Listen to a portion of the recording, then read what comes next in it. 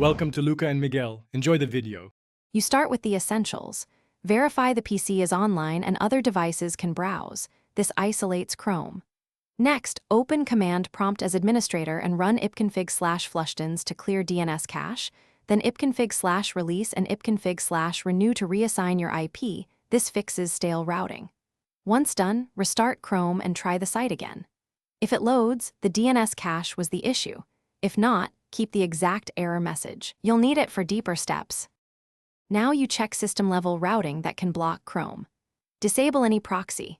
Go to Windows Settings, Network and Internet Proxy. Make sure use a proxy server is off, because proxies can send requests nowhere.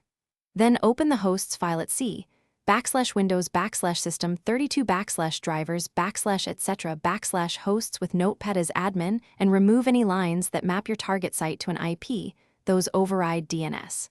Finally, change your network adapter DNS to 8. Finish by cleaning Chrome itself.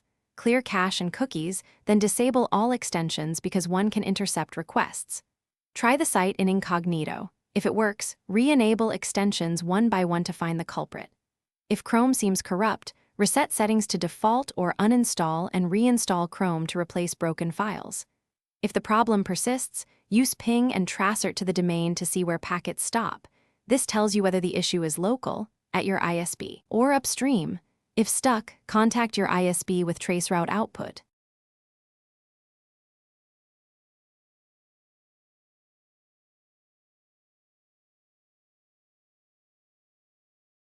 Thanks for watching and please subscribe.